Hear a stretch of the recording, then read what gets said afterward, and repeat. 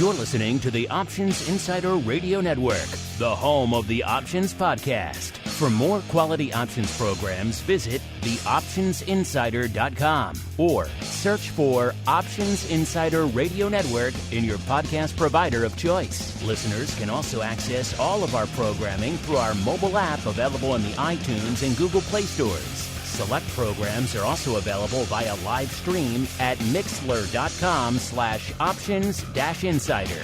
That's mixlr.com/options-insider. Don't forget to follow along with your favorite programs and submit your own questions for the hosts at twitter.com/options, stocktwits.com/options, facebook.com/theoptionsinsider, or via questions at theoptionsinsider.com.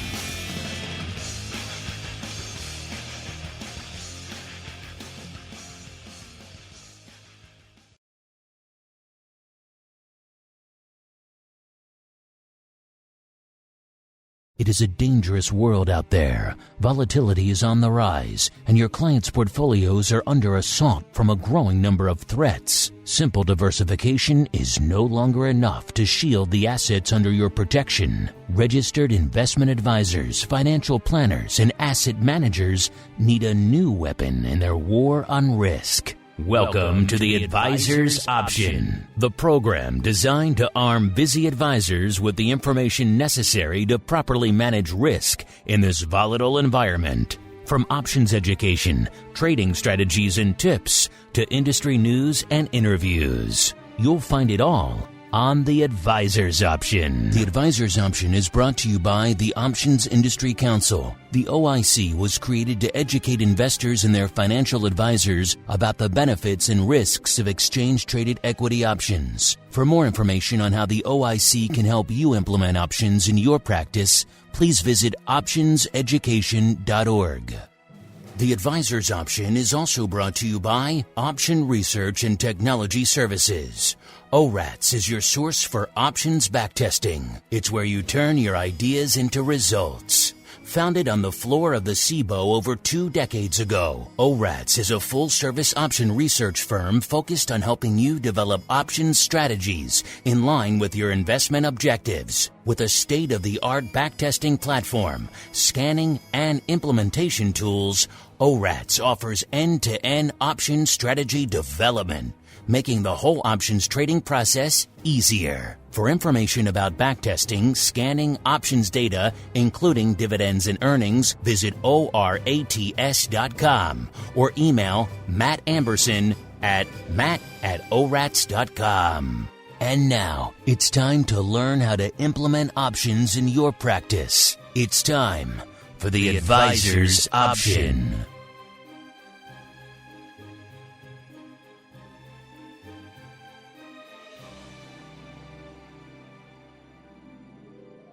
All right, everybody. That music means we are back once again for the Advisor's Option, the program here on the network for all of you out there, the busy financial advisors and asset managers. Maybe you're considering dipping your toes into these options markets. Well, first off, welcome to you. Secondly, you're kind of late to the party. Everyone else and their mother seems like they have been just diving into these markets en masse since the beginning of the pandemic. But hey, better late than never, as they always say. Or maybe you want to learn a little bit more about these products or how they should work. Maybe you don't keep up with the latest developments in the world of options and derivatives. Don't worry, we got you covered. My name is Mark Longo from theoptionsinsider.com. So, of course, from the aforementioned network.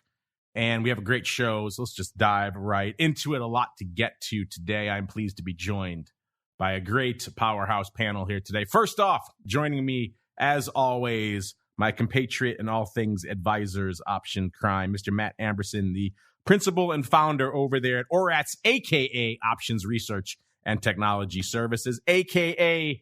the Oracle of New Hampshire himself. Mr. Matt, welcome back to the Advisor's Option, sir. Always exciting and very pumped for this Advisor's Option. I won't spoil the surprise. Yes, no spoilers. No spoilers, because also joining us, an old friend of the show. You may remember him from some of the early episodes of the program. Hasn't been on in, a few years. I think the last time he joined us, He was beaming in from Puerto Rico. Now he's beaming in from a little bit farther across the pond, all the way from the lack of shores of Germany. We are joined once again by Mr. AASH VYRAS, now holding down fort over there as the investment director at RESONANZ Capital. AASH, welcome back to the Advisor's Option, sir. It has been too long. It has. Nice to, hear familiar voices, both of you gentlemen. I just, as an old vol trader, I just chase vol around, whether it's hurricanes in Puerto Rico or, World War III kind of scenarios here in Europe. Yes. I'm just a vol guy. Yes, you moved a little bit closer to the danger zone over there, sir. We forget here as Americans, we have these nice wide oceans between us and a lot of madmen, and you just threw that away. So well done on your part, sir. But you know what? We're glad to have you back here on the show, if for no other reason than to distract you for a little bit. Obviously, it's been a while since we've chatted with you. Let's start. What does the investment director over there at RESONANZ Capital, what do you do day to day? Sure. So RESONANZ is an investment advisor. We have $5 billion in AUM, and basically what we do is we invest in hedge funds on behalf of our institutional clients. And so what I spend most of my day doing is, helping manage with the investment team, helping manage the portfolio of hedge funds that we have, a lot of which are U.S. hedge funds, and also trying to figure out, what funds to add and that sort of thing. So basically, very focused on the hedge fund world, but not as a portfolio manager anymore, just as an allocator. And you know what? We're really burying the lead. Since this whole pandemic started, sir, you've been quite the busy beaver. You and I back in the day used to talk about a lot of historical works, historical fiction. I may have shared a book or two with you back in the day that were my personal favorites, but you've taken that to the next level. You did what a lot of us said we were going to do during the pandemic, which is you cranked out the great American, I guess now German novel over there. In fact, you've cranked out, 5 of them? So you gotta catch us up, sir. When did you become world-renowned novelist, A.K. VYRAS, in your spare time, sir? I'm not sure if that trade's been filled yet, but basically, one of the things with the pandemic, it was a much more severe iteration in terms of lockdown here in Europe than it was stateside. Like basically from everyone had the first lockdown, February and March 2020. But in Europe, specifically in Germany, pretty much from October of 2020 through like April or May of 2021, we were in strict German lockdown, which is basically like, you can go to the grocery store, and if you're caught outside your apartment past curfew, it's a €200 fine a day. Right. So, there wasn't much to do. So I just kind of started writing. I wanted to kind of write a book for my kid. And then that turned into another book and another book. And then you cranked out the murder mystery for your kids? Yeah, that wasn't for the kid. The first book was for the kid. And then I thought, you know what? Maybe I'll write one for the adults as well.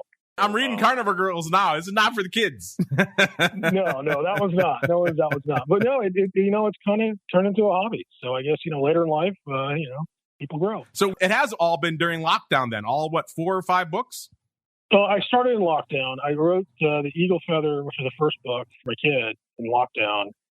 And then Carnival Girls was probably, I finished it in June of 21. So yeah, there wasn't much else to do besides work and write because you couldn't really leave the apartment. So, that's what I did. Well, I am ridiculously impressed, sir. I'm one of these people. A lot of people don't know this, but in the days between my trading on the floor and kicking off Options Insider, I moonlighted as some fun, putting some words on the old page, just for things that interested me. A lot of historical fiction, a lot of historical writing. I was published in a lot of different journals and things, but a lot of historical things. I was researching pandemics before it was cool, writing about the Black Death and stuff like that. And then I got lured to writing about options again because they paid me a lot of money to do it. And that's what kind of kicked off the whole incarnation of the Options Insider. But along that way, I wrote, I'd say, about 3 or 4 historical fiction screenplays that were kind of fun. I actually had an agent out in LA who was shopping my stuff around. I quickly learned that as a newer entrant to the screenwriting world, they're not going to buy a $200 million movie from me, right? But it was fun. It was fun to do a lot of that stuff. And I have multiple novels in various stages of completion. I was the person saying, hey, I'm going to use this lockdown to all sorts of good purposes. And you beat me to it, sir. So I both praise you and shake my fist at you. But hey, you give me some motivation to finish some stuff up now. So well done. So folks, before we get started, if folks want to check out your books. So what are they and where can they find them? Oh, geez. Yeah. Well, they're all on Amazon. There's a couple of series. There's a Western series called Shannon. And that's just basically an old American Western set in New Orleans and the Texas frontier. He's a ranger. There's a prehistoric fiction series called The Eagle Feather, which is about a tribe back in the day, prehistoric times, developing technology, trying to survive things like saber-tooth and things that go bump in the night. And what you mentioned, the modern book, more for adults, is Carnival Girls, which was kind of my take on Silence of the Lambs, 20-something years later, whatever it is. So check them out, listeners. They are all there. You can find them on Amazon under his pen name, A.K. VYAS. There, VYAS. Check out, I'm reading Carnival Girls now. Check it out. You will not be disappointed. Fun stuff. And just very, very well done, sir. I always like to see people who actually do what they say they're going to do for years. Very impressive. As we keep on rolling, it is time now for the P&L statement. What the heck happened in the options markets since our last episode? Let's find out with the P&L statement. All right. A lot to catch up on here. A lot lighting it up. Let's go out to Mr. Matt first, kick things off. Obviously, a bit of an interesting vol regime, even since our last show. Mr. Matt, we have seen, I think you can call it a bit of a sell-off. Of course, since our last show, we have seen the invasion of Ukraine really kick into high gear. A lot of horrible things happening over there that have been weighing on the market. The Fed also weighing on the market a bit out there as well. And of course, commodity prices as a result of Ukraine have been exploding. That in turn is weighing on the market as well. So a lot of factors have combined and conspired to drag the broad indices a lot lower since our last show. Also, we're seeing volatility a lot higher as we're recording this show. VIX is still well into the 30s. So an intriguing time across the board. Mr. Matt, we will start with you. What is catching your eye out there in the world of volatility and valuation since our last show, sir? Yeah, it's tough to keep your head in all this. There's so much going on. I suggest not watching so much news and watch your numbers, if you're trading. So in numbers, of course, the level of volatility, that has, since we were together a month ago, that has steadily risen. It looks like we're up, from a. Did we get down? I'm looking at this SPY 30-day. It was around 16, and now it's doubled since the last time that we talked. So obviously that's a big factor there. Contango, which is the front months versus the back months, have come down. So the front months have gone up quite a bit,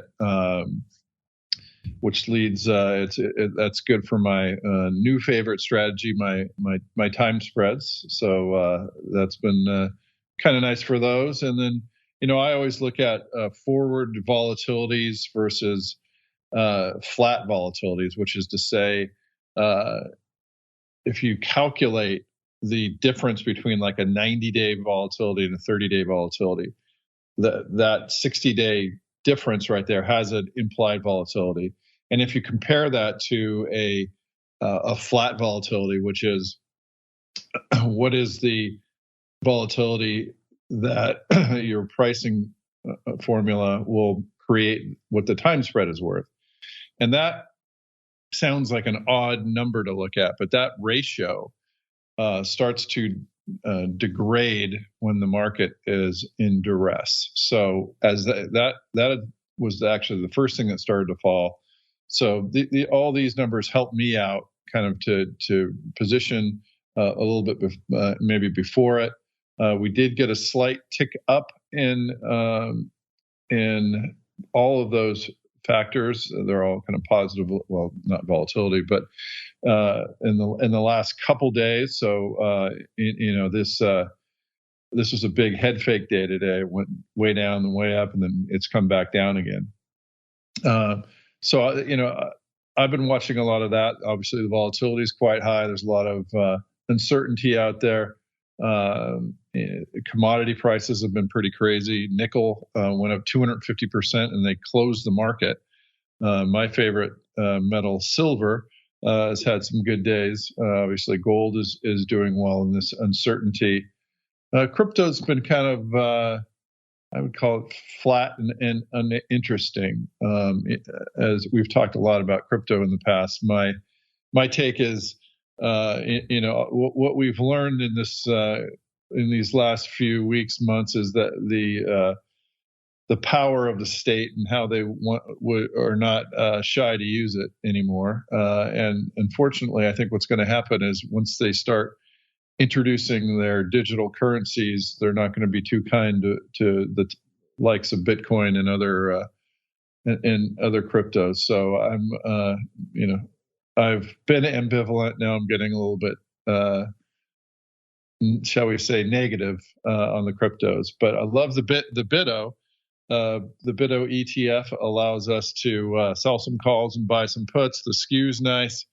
So you can collar your crypto positions. I know it costs a little cash, but it's I made my first trade on this channel. So I have to thank you for that. So that's what I'm seeing out there, Mark. Oh, a convert to the BITO options. You're right. If you're okay with a little bit of that negative roll yield, and it's not as much as people assumed initially as well, then yeah, it can be an interesting trading product. And you have listed options on it that are pretty deep, pretty liquid. It certainly has its benefits out there if you do want to go the crypto route, even for you now, Mr. Matt, a growing crypto doubter out here, which is kind of interesting. Mr. Ash, now we turn to you. Like I mentioned, we haven't talked to you in quite some time. We know already what you were doing. You were spending your time very productively during the lockdown, but we haven't really had a chance to really chat with you since all of this kicked off. So maybe let's start there for you really quickly. Kind of give us your thoughts on the odyssey and evolution of the markets and volatility since that mad sell-off back in March of 2020, the explosion of vol, the general rally of the market since then, and of course, vol coming in until, of course, the start of this year where we saw everything popping off over the course of the past few weeks there. So a lot to catch us up on, sir. How about? Yeah, well, a lot of things I would have considered like improbable or even crazy, are just like Tuesday now, so, it's been a historic period for the world. As far as, it's interesting. I was actually talking, I talked to a lot of funds, a lot of, vol shops, or multi-strats. And, there seems to be a week ago or 2 weeks ago before all this Ukraine stuff kicked off, the kind of questions that they were asking are like, is there a chance that some of this geopolitical stuff impacts the Fed? Because, the Fed's obviously the big story. Or guys are like, is it possible that the ECB, bulks at some of the hawkish hikes and all that kind of stuff? And those are all very reasonable questions. But guys, it's different on this side of the pond. This is my first time in Europe. It's like, dude, there's Russian tanks 800 miles, basically New York to Chicago distance away, attacking a city. And there was a reactor on fire with people shooting at it, bigger than Chernobyl. Right. So when people ask me, do you think the ECB could potentially forestall hikes? It's no one really on this side of the pond. Yeah, that's probably going to happen. People are, have had a dose of reality. But interestingly enough, and not to in any way, take anything away from the human tragedy that's happening, from a market perspective, it's been surprisingly orderly. If you think about it, I think part of it was on the institutional side, people came in more hedged than they had in a long time. Not in anticipation of anything in the Ukraine, but of the Fed hikes, and they got the protection for the Ukraine.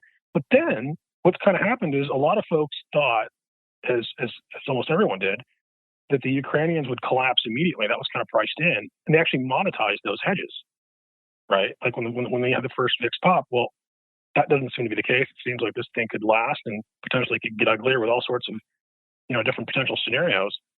So, one of the questions people were asking was well, okay, what's the hedge now? I mean, now that the house is on fire, right? Where would you go? And, one of the things that historically, when correlation goes to one, when there's true fear in the markets, the last instance of that was probably the height of the pandemic, say, February or March in 2020, everything goes down. It doesn't matter. So when you're already in a crisis, or when it's too late, it's the VIX is where it is right now, you kind of want to find the cheapest correlated vol you can, an S&P component or something historically, which is what some of the managers I talk to have said, and what I've done historically as well. And it can almost be something like that's exceedingly boring.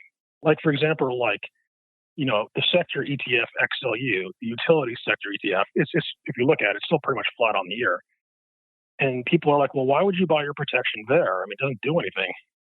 It usually doesn't do anything. But if you truly get fear like you did, the last time the market truly got fear was the height of the pandemic. If you go back and check what XLU did, it was down February to March from like 70 to the mid 40s. It was down something like 30%, in line with the market when all correlations went to 1. Right. So since these things are hard to time and if people want to reach for protection, and if you tend to think this crisis could be extended, and I'm kind of reminded from that scene in Bull Durham where they're having that little meeting on the mound when the pitcher can't, the catcher comes out and Kevin Costner. We're dealing with a lot of stuff, and it's hard to time. So those are the kind of things that when I talk to funds or investors, they're asking for, like, what's the best hedge in this scenario if you're not seeing as we're already in a higher vol regime. So, those are the kind of things I've been focused on lately. Yes, I forgot, Ash, you are the king of the dubious correlations. We'll have to do a whole segment about that again. One of my favorite presentations I've ever seen, listeners, was Ash's presentation at RMC a few years ago. What did you compare the number of hot vapor deaths to beauty pageant winners in Maine? Something along those lines. You had some great dubious correlations. Yeah. We should have a whole segment about just that, sir. Yeah, well, the interesting thing too, I think I read something where Matt had written something about a month ago, which seems like a lifetime ago, actually. But, where, he was saying, like, we use, option straddles for implied earnings moves. And like, Facebook, for example, it's really a 4.5% move. What did you get? Like, it seems like, companies are really getting punished for missing and getting rewarded for beating, but all that against the potential headwind of the hikes, right? So Matt's probably the expert on that at this point, but he called it. He called it perfectly. Yeah, I'm glad you mentioned earnings straddles, sir, because it is that time. It is time for the earnings volatility report. Earnings announcements can move markets, but what is the options market telling us about upcoming earnings events? Let's find out with the earnings volatility report. All right, everybody. Welcome to the earnings volatility report portion of the show where we let Matt off the chain with all of his various numbers and analysis out there for the world of earnings and volatility and how they intersect and how they impact you and your clients' portfolios. And Matt, Ash even said, even there all the way across the pond, he's being inundated with your earnings volatility analysis, sir. So it is reaching far and wide. Well done. Yeah, thanks, Ash. But this has been another one of those earnings seasons, Mark, that where it's conflated with a very high vol event.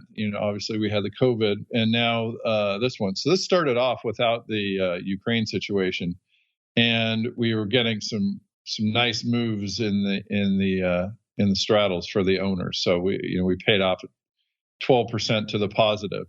And then it got a little ugly. Second week, third week, and fourth week were good for straddle owners. What we do in the earnings season report is we break it down by the 6 weeks of the earnings season, basically, is how we summarize it. And what we've seen, day in and day out, earnings in and earnings out, is that week 3 and especially 4 are the ones that pay off, and that's the way it's been this earnings season. Finally, we had some life to earnings. So, after waiting through the pandemic, we started to get some good volatility. But then, now we're in a situation, and there's still some stragglers out there, that are reporting. But a lot of what's in their straddle is Ukraine and not just the earnings. So, the season itself was, I think, a healthy season. One of the things that we've added to our front end dashboard product is some more fundamental earnings analysis. So we're looking at analysts, we're looking at actual earnings numbers, not just the volatility component. So that's been a lot of fun to look at, and I think that people are starting to make earnings great again and look at the actual fundamentals of companies. We're seeing these these long duration stocks really get pummeled as the Fed threatens to raise rates. Those stocks with the earnings well into the future are going to get hurt a lot more than the stronger companies. So we're seeing now some companies that are actually reporting reasonable earnings that you can, there's a number of analysts and where they do a decent job predicting.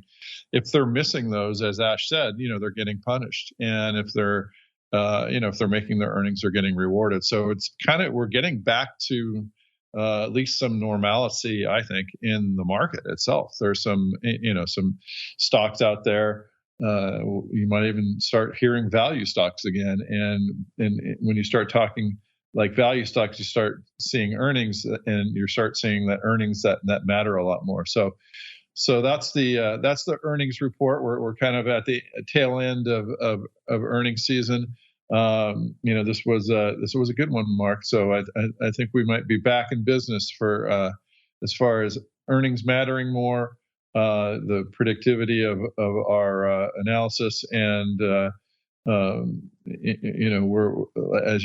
we've continued to add to the number of reports that come out, including some time spreads, calendars that might be a good play during the earnings season, Mark. Yeah, if nothing else, listeners, if you're not intrigued at all by the earnings volatility and its impact on your broad portfolio, some of the earnings trades that Matt and his team have been cooking up there and are tracking and analyzing might be some interesting food for thought for you as you're looking at your own and your clients' portfolios and see maybe how you should weather the storm during these earnings season. And it was quite the interesting storm, as Matt alluded to. I have the numbers here for the final report for the season, and you can find this for yourselves, theoptionsinsider.com. Click on that options news and articles tab. You'll see earnings season reports there to scroll back down to the report from February 23rd. That is the final report for the season there. And you'll see exactly what Matt was talking about. We kind of got out of the gate with a bang, 112%. Remember, 100% would be a break even. How much was priced into all the straddles versus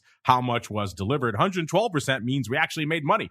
You made money if you were out there buying a basket of straddles. And if you bought that same proverbial basket the next week of all the names that we're reporting in the next week, you lost money because it was 74%. Then week 3, breaking it again, 109% to the upside. Week 4, 107% to the upside. Week 5, 93%, so losing a little bit there. Week 6, not the best, 43%. That's one of the worst weeks we've seen in quite some time, but also not a huge frame of reference there because only 58 firms reporting that week versus, let's say, 233 in week 4. So pretty much a fourth the sample size of what you had in some of the other more active weeks. That's probably why those numbers were pretty stark towards the end of the season. But still, very interesting stuff.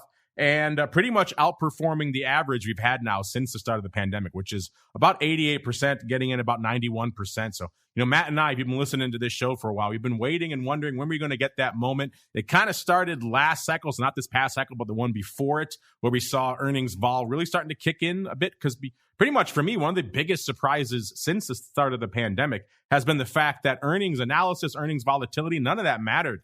Every single season, we saw vol just coming in and coming in and coming in, and a name could report almost anything. It didn't matter, and the vol would get annihilated. And that happened cycle after cycle for coming up on 3 years until the last few cycles. We finally started to break that pattern, and this past season is pretty much another example of that. Ash, you just mentioned you've seen Matt's analysis about Facebook vol. Is this something that comes across your radar as you're out there doing research and looking at correlations for funds out there?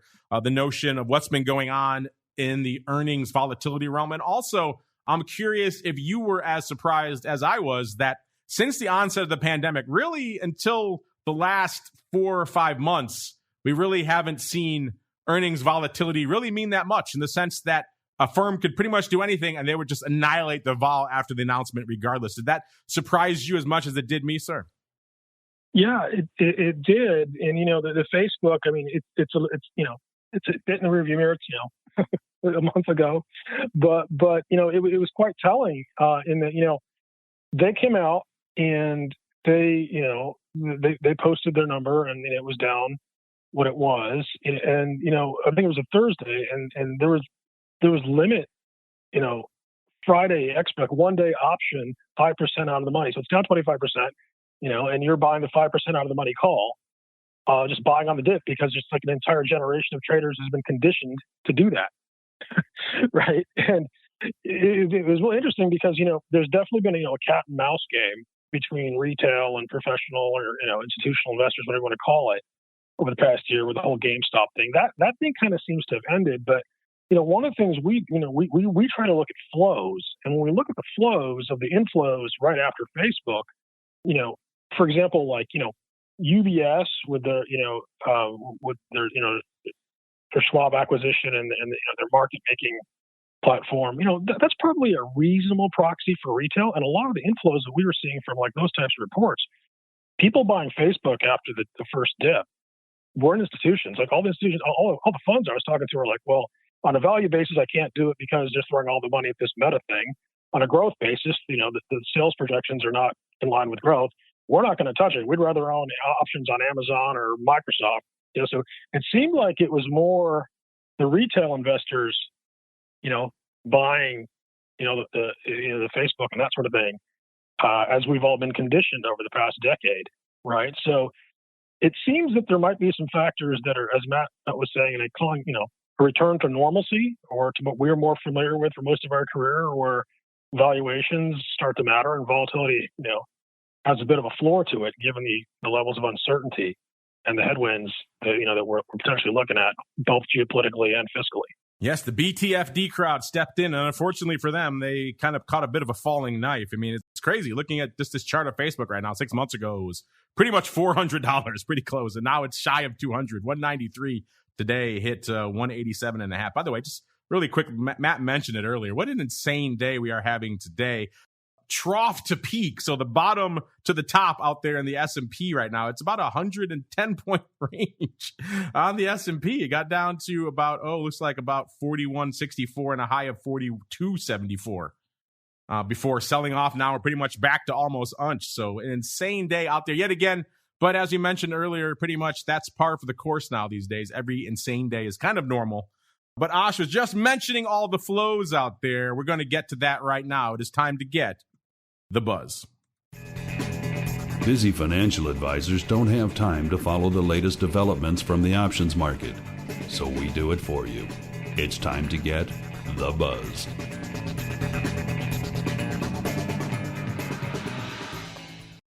All right, everybody, welcome to the buzz, the portion of the show where we do just that. We get the buzz, see what's going on out there in the world of options and derivatives. Maybe something you've been missing because you've been busy paying attention to your clients, which you definitely should be doing right now. These are insane times we are all living through together.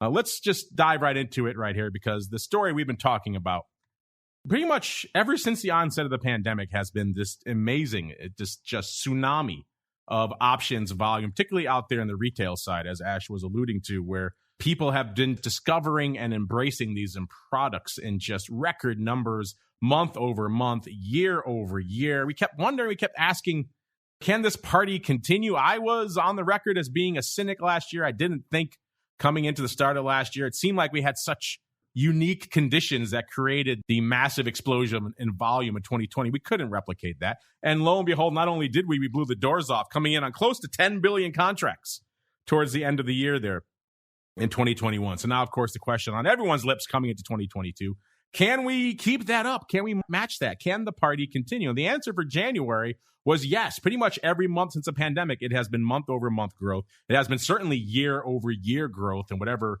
the January, the February, whatever month it was compared to the year before, it has been up. This February finally broke that trend. We have the numbers now in our hands from our friends over there at OCC. And February, pretty much the first year over year down month since the start of the pandemic. February total volume down 2.6% from February of 2021. Now, February of last year, as you'll recall, listeners, that was no slouch. That was pretty much full tilt meme stock madness. Everyone and their mother was buying GameStop and AMC and everything else under the sun. So it was a pretty unique, rarefied month.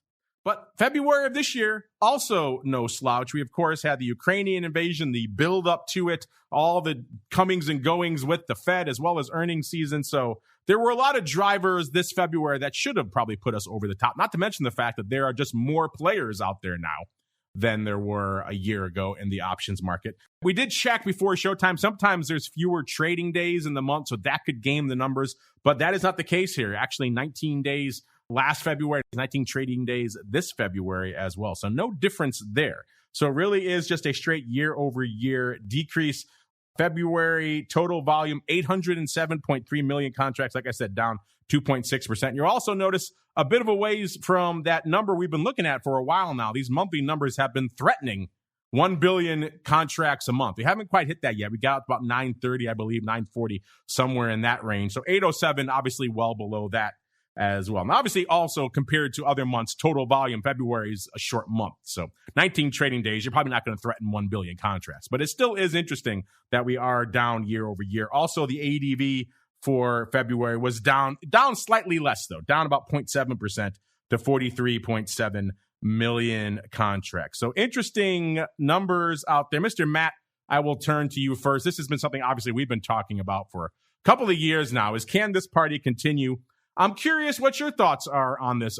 Is this the first real chink in the armor? Is the tsunami starting to fizzle, or is this just kind of a weird 1 month aberration and we're back to it next month, sir? Well, I'm going to stay with my thesis. And my thesis is the more the Fed prints, the more options volume there is. And I think that they're indicating that they may not be printing as much. So I'm getting a little bearish on the option volume. And then I was just checking. One of the things I look at is the width, market width, the bid-ask width in vol points, kind of normalized to vol points. And we have a way to component weight the results. So I'm looking at the S&P 500 stocks, component weighted, and wondering how wide the markets are. And they did get pretty wide, and now they're kind of at I would say a fairly wide point, 5 vol points wide on average. Of course, I wrote a lot during the pandemic crash that those spreads just got ridiculously wide, up to 20 in the 20s vol points wide. Now there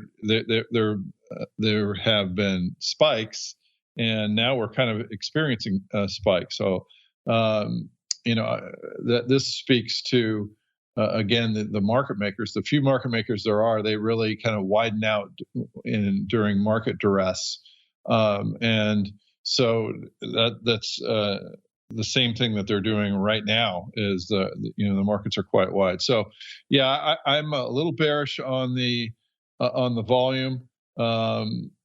This correction that we're in, is causing some obviously volatility and market width increases, and I think that actually hurts some of the volume often. So obviously the SPY stays, and the big stocks, that's where they tend to concentrate, these market makers, that is.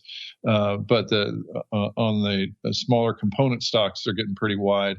That's somewhat related to the discussion, but I'm a little bearish, Mark. Bearish on crypto, bearish on overall options volume. You're starting to play the Andrew role on the show. You're kind of just the cynic. You're bringing us all down here, Matt. Let's go across the pond to Mr. Ash. Let's see if we can shake things up, maybe lighten things up a little bit. Mr. Ash, I'm curious for you. What are your thoughts? Have you been following this story now that you're far across the pond and looking at other issues? The notion that options volume has done nothing but grow pretty much every month and year over year since the pandemic, until pretty much last month, until pretty much February. Are you like Matt? You think maybe with the Fed dialing it back, that may have a bit of a weight on overall options volume? Or do you think things are still going to be rocketing for some time to come? Well, I never like to disagree with Matt when it comes to options. But you're going to. Go for it. Zinger. Well, the only thing is once again, guys, I'm on this side of the pond, right? So, take that in perspective. So maybe I'm a little skewed here. But I think options, but the asymmetric nature of options is very useful in sideways markets. And I think that's kind of what we're going to get so far. I mean, because if I'm as a guy who used to run a tail fund, I was trying to figure out a historic precedent for this. there may not be one, and obviously history, doesn't repeat itself. Maybe it rhymes. But I went back to the Yom Kippur War of '73, right? Because that was, a conflict with inflationary parameters to it, and then a potential embargo with oil and that sort of thing. And it lasted for a while. I mean, in the opening stages, the markets were doing just about what they're doing now, and then a year down the road, they were significantly lower. And when I sit there and I look at, the potential here for the geopolitical stuff, I don't think there's a quick solution. I think that's what was priced in. People thought that was going to happen. This Ukraine conflict, I don't think it's going to end anytime quickly. It could get uglier. It's very, it's inspirational to see, the level of courage and gallantry the Ukrainians are showing, but the Russians have a big army, and Russian presidents who lose wars don't survive. So neither side's going to stop. And, you still have the Fed. What's the Fed and the ECB going to do into this? And you still have the whole oil issue. Like, could oil hit 150? Well, how does that? Historically, when you have spikes in oil, that tends to impact the markets as well. So, I'm not necessarily doom and gloom, but I think this could be a protracted, sideways affair until all this gets sorted out. And options are a very useful instrument in those types of situations. So I'm not sure. I'm not sure what's going to happen to option volumes going forward. I'm going to read that into you saying, yes, options are going to blow the doors off. Matt saying no. So we have a point, counterpoint. It's kind of like McLaughlin group here. Everyone's fighting back and forth with contrasting views here. That's a dated reference if ever there was one. But you know what, listeners, you folks are very patient with this show. We love you all. You send in bucket loads of questions, and we very rarely have time to get to them. So I want to see if we could squeeze as many of you as we can in the time remaining. So let's get to a little bit of the old office hours. It's time to answer your pressing questions about options. It's time to start our office hours. You can become a part of this segment by leaving a question on theoptionsinsider.com, emailing us at questions@theoptionsinsider.com, or via social media at twitter.com/options, facebook.com/theoptionsinsider, or stocktwits.com/optionsinsider. All right, everybody, welcome to the office hours, the portion of the show where we endeavor to answer as many of your questions as humanly possible. Let's get to this first one here from Adrian Lamos. He wants to know, I've thought about substituting my clients' stock positions with call options with long time expiration dates. However, someone informed me that option strategies as a replacement for underlying equities will always carry additional costs and hassles. Thoughts? That's interesting. I don't know who told you that, Adrian, because it's not exactly correct information. One of the nice things about swapping your underlying for options is it is very much cost and capital efficient, much more cost effective to do it that way than it is to do it with the equities for a variety of reasons. Obviously, options are a leveraged instrument, so you're taking advantage of that. So you're actually going to be freeing up capital. In terms of other costs, they still are commissions on options versus not on stocks. So maybe that's what they're referring to. That's such a small incidental cost. That shouldn't really factor at all into whether you're going to do a longer term sizable trade like this or not. And I'm curious for you, Mr. Matt, what do you think for Adrian? He's a little nervous about doing stock substitution, something which you mentioned, I believe, recently on the show that you're a fan of in this environment. He's nervous about doing it because he says it will, quote, carry additional costs and hassles for his clients, sir. Yeah, I could understand them. It has to. I'm thinking it's carry cost theta is probably what he's referring to. Also, the fact that you don't get dividends, but it's priced in the option generally. So, and then if you have a rolling strategy, sometimes there are, as I mentioned earlier, some wide markets. And slippage there. So those are the major stumbling blocks and hurdles I would imagine. I don't know if it maybe from a tax standpoint, if you're not doing leaps, you might have some additional tax burden there. But those are the three things that I could think about, Mark. So it's something to consider. Some people are used to getting dividends. You're not going to get those with a call. Some people might see the value of the call go up or down over time. And that could have to do with volatility as well. So, if you're buying even leaps, the vol's gone up. So as those come down, that you could lose a little bit there. So there are some considerations definitely. But the advantage obviously is the capital and also the downside. If you're buying a call, you're not spending the average price of some of our stocks in our database is like in the hundreds now. So it's so much higher than it used to be.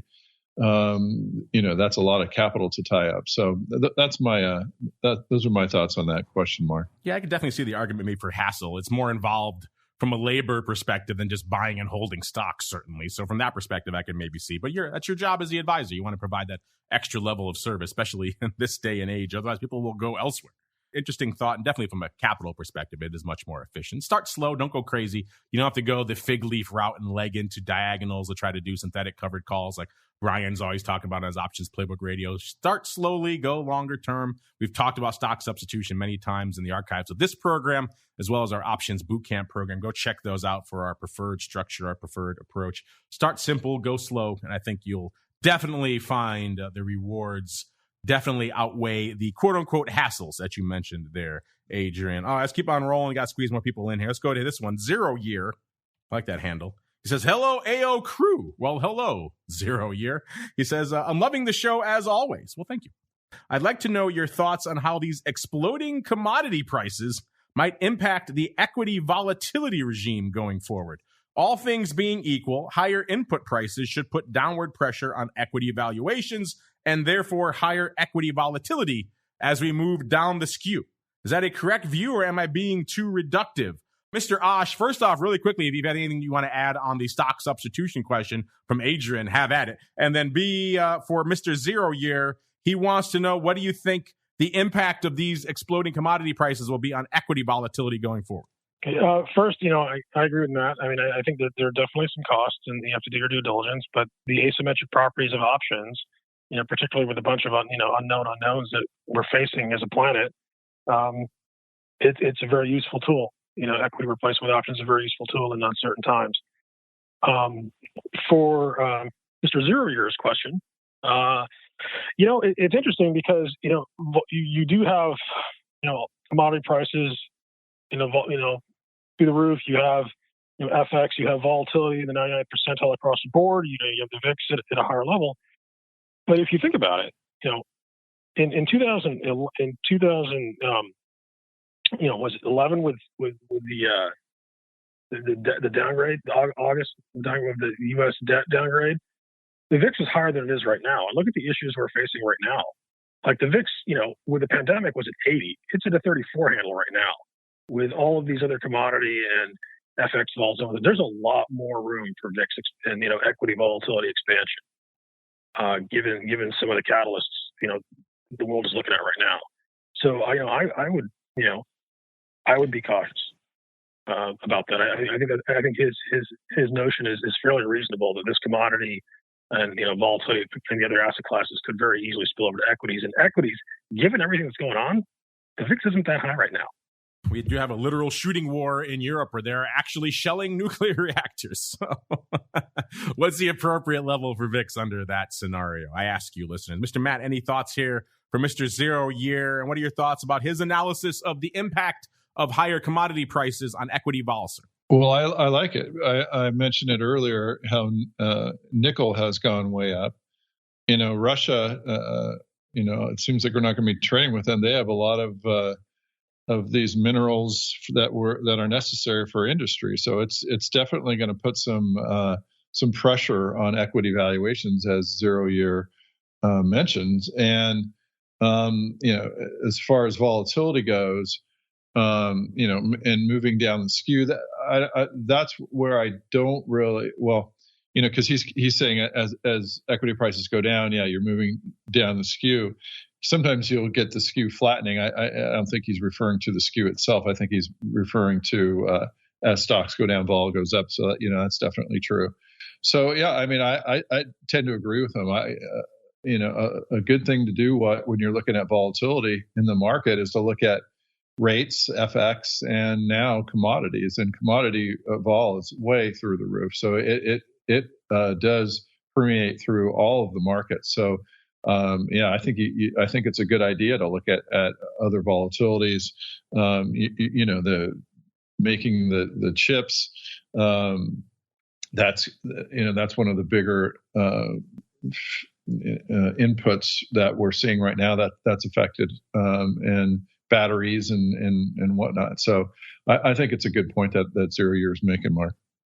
All right, we got time, looks like, here for one more. So I'll leave it up to you guys. You guys can choose. Do you want to do covered calls on crypto, or do you want to do hedging and the S&P 500 correlation versus the FAANGs? Choose now or forever hold your peace. You got to choose that, Mark. No one's choosing. All right, I guess I'll choose. All right. I know Ash is the king of dubious correlation, so maybe we'll do this one about the correlation here. Let's see. Let's go to Christopher. He says, is there some way to play this epic underperformance of the FAANG stocks versus the S&P 500 right now? Conversely, does this mean that it's too late to buy protection on these names because the put volatility will be too high? He included a graph. I think this came from the Wall Street Journal's Daily Shot newsletter, which shows a chart of the S&P 500 right now. And at the time of this, which was early March, it was run. S&P 500 was off about 5%. And then they compare it to the NYSE FAANG Plus Index, which is, again, primarily the FAANG names there. And that's down nearly 20%. A lot of that, of course, coming from the Facebook annihilation out there. But still, heavy tech has underperformed of late. That is inarguable.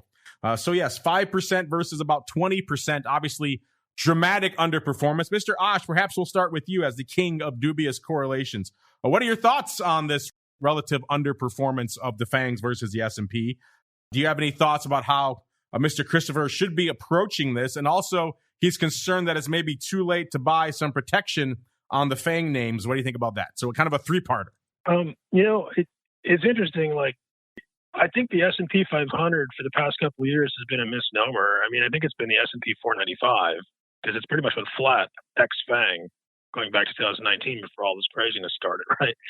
So, there are components of FAANG taking some pain, but you've also had some pretty compelling S&P moves as well. And I think if you do think you're going to get a coordinated, correlated move down, which is basically a byproduct of real fear hitting the market, a la, the financial crisis or the pandemic, things get worse. Things like Facebook, those things are price heavy right now. But like components of the S&P, like some of the sector ETFs, like utilities, that sort of thing, it doesn't seem very dynamic. But if you look at periods where fear hits the market, correlation goes to 1 and everything goes down together, it doesn't matter. You can get some pretty dynamic protection from some fairly innocuous looking sectors of the S&P, which are probably cheaper puts right now than definitely any of the FAANGs or the index as a whole. So when you're looking for orderly moves down, you always want the cheapest possible correlated hedge because it's hard to time these things. And, those are the kind of things that I would be looking at right now. By the way, do we have to change it to Mang now that Facebook is Meta? I just thought of that. That has much worse ring than FAANG. I can't get behind Mang at all. Mr. Matt, your thoughts here on the underperformance of the Mang stocks versus the S&P 500. And Christopher also wants to know if he's too late, if the horse is out of the barn when it comes to buying puts on these things. Well, I think that I really like Asha's approach with all the correlations go to 1 and buy the lowest vol. Diamonds, XLU, I've been doing that forever. That is one of the best things to do from a hedging perspective. Another thing to note is if you look at, I just went on my charting service and put in FAANG over SPY back, but if you start it back in 2000, they're about equal right now. So the underperformance, is only because of a lot of overperformance. And again, it comes back to I think the thought that we were talking about earlier, how a lot of these longer duration stocks like FAANG stocks these interest rates are really going to hurt them. And yeah, I think it is too late to hedge right now, but I would follow what Ash is saying if you're really looking for some puts. But I don't think that relationship is that abnormal right now. I think it still could have a way to go, i.e. the FAANG versus SPY. So the XLU, the diamonds, the lower volatility market sector and index relationships can be a better way to go for hedging your overall portfolio. But again, I wouldn't put a ton of, I wouldn't be like buying the FAANG and selling SPY because of that graph. Look at a longer term graph and look at some of the fundamentals that have changed, i.e. the longer term, the discounting of their future cash flows is going to be pretty brutal for the FAANG. So that's how I'd look at that, Mark. Great questions, everybody. We tried to squeeze as many of you in as we can. I know still many of you are waiting. Wait patiently. Don't worry. We'll get to you. If we can't get you on this show, we'll try to rotate you on some other programs. So you don't have to wait too long. So keep those questions coming. Unfortunately, that music means we are done for this episode. But don't worry. We'll be back before too long. Another episode of the Advisor's Option coming at you in a couple of weeks out there. But before we go, Mr. Ash, it was a joy having you back on the show again after a too extended of a hiatus, even though you put it to good use. If folks want to check out any of your research or your dubious correlations or what you're working on with your fund, or like I mentioned at the top of the show, they want to dive into the world of internationally renowned novelist and author A.K. VYRAS, where should they go? What should they do? Oh, well, we do have some, interesting things going on at Resonance. We're currently in the process of launching a fund of funds to help institutional investors with their hedge fund investments. So, contact us at Resonance, as a family office or an institution. The books are the books. They're on Amazon. And it's great to catch up with you guys again. Soon to be Hugo Award winning A.K. VYRAS. So check them out.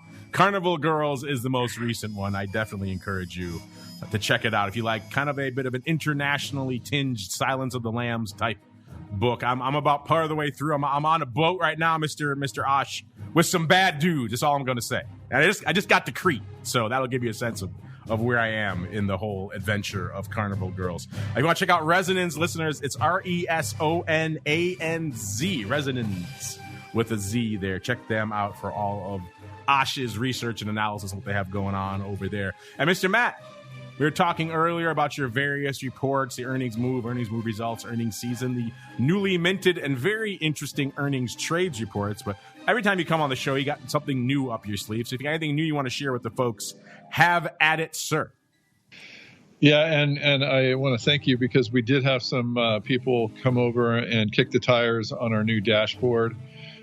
So please, if you want to try out a nice front end with a stock scanner with some fundamentals and IVs and HVs, earnings and dividends, and then you could come up with the stocks and ETFs that you want to look at. You could send it to our option scanner. You could sort on our forecast falls and what has the best edge if you think the market's going up 3%. And there's just all kinds of great stuff like that. You could right-click on it and go to our analyzer and see what the news is bullish or bearish, and you could go and see how the earnings have performed over the last 12 quarters, and you can do all kinds of stuff. This in our new option chain has some just awesome graphs to show which months are out of whack or what skews are out of whack. So we're having a lot of fun, and we're working hard over at ORATS and Matt at ORATS, MATT at ORATS.com if you want to try out some of these and kick the tires and give us some feedback. So that's what's up over at ORATS, Mark.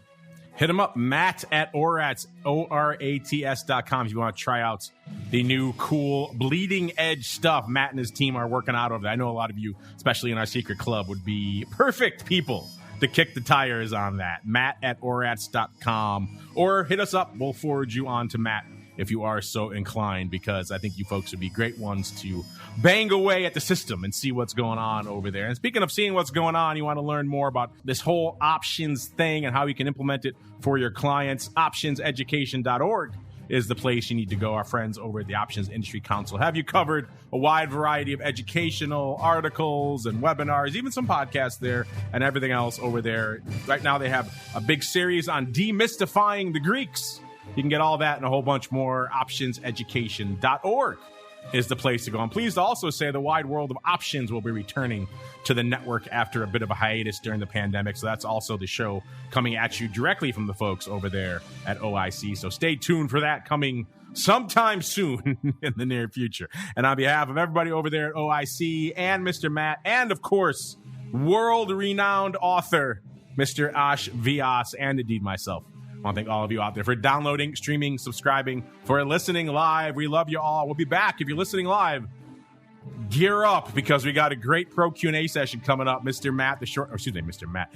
Don, the short vol and legend and blackjack Hall of Famer, is back. And I got a feeling he's itching to talk some high-level card counting with you folks and all the math and analysis that goes into it. So he is, I think to say super giddy is an understatement. He is very excited to talk to you folks. He has prepared a wealth of information for you, so I'm not sure how many of your questions we'll have time to get to. But get them in. If you get them in early, we'll probably try to squeeze them in. But he is pumped. He is raring to go. That is coming up. Let's see. I believe that is coming up in about half an hour. So if you're listening live, just, half an hour, actually 20 minutes now for Mr. Don. So get ready, get a beverage. We'll be back in about 20 minutes, Mr. Don. Tomorrow, of course, Options Bootcamp, Options Playbook Radio, back again on Thursday with episode 2 of the Option Block. And TWIFO, Friday, Ball Views, and for all you Secret Club folks, Options Oddities after that. And actually, just in a couple of weeks, we'll be back with another episode of The Advisor's Option. Stay safe out there, everybody. Advisor's Option is brought to you by the Options Industry Council. The OIC was created to educate investors and their financial advisors about the benefits and risks of exchange-traded equity options. For more information on how the OIC can help you implement options in your practice, please visit optionseducation.org. The Advisor's Option is also brought to you by Option Research and Technology Services. ORATS is your source for options backtesting. It's where you turn your ideas into results.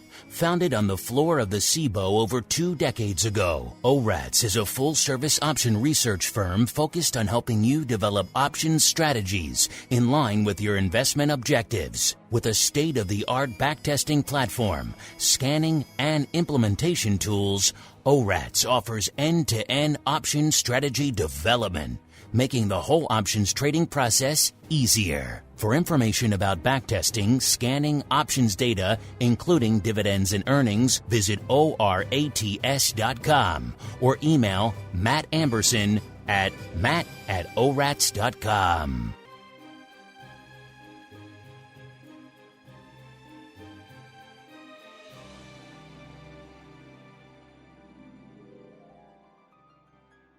You're listening to the Options Insider Radio Network, the home of the Options Podcast. For more quality options programs, visit theoptionsinsider.com or search for Options Insider Radio Network in your podcast provider of choice. Listeners can also access all of our programming through our mobile app available in the iTunes and Google Play stores. Select programs are also available via live stream at mixlr.com/options-insider. That's mixlr.com/options-insider. Don't forget to follow along with your favorite programs and submit your own questions for the hosts at twitter.com/options, stocktwits.com/options, facebook.com/theoptionsinsider, or via questions at theoptionsinsider.com.